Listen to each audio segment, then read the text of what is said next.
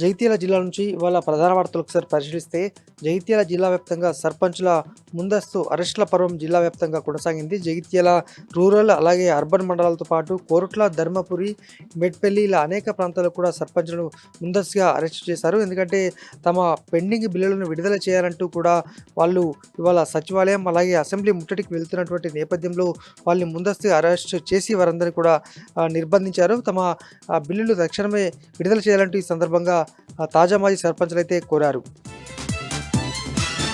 మరొక వార్త, పూర్తి స్థాయిలో రుణమాఫీ అయిందని ప్రభుత్వం చెప్తున్నప్పటికీ క్షేత్రస్థాయిలో 2 లక్షల రుణమాఫీ కాలేదని మరొకసారి నిరూపితమైంది. ఇవాళ ప్రతి సోమవారం జరిగేటువంటి ప్రజావాణిలో భాగంగా ఇవాళ జగిత్యాల జిల్లా కలెక్టరేట్కు అనేక మంది కూడా రైతులు ఇవాళ తమ ఫిర్యాదు అయితే ఇచ్చారు.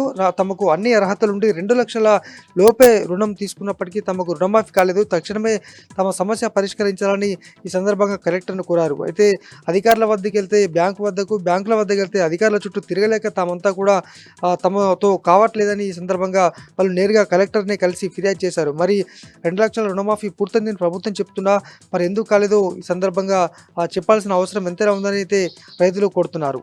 ఇవి జిల్లా వ్యాప్తంగా ఉన్నటువంటి వార్తలు.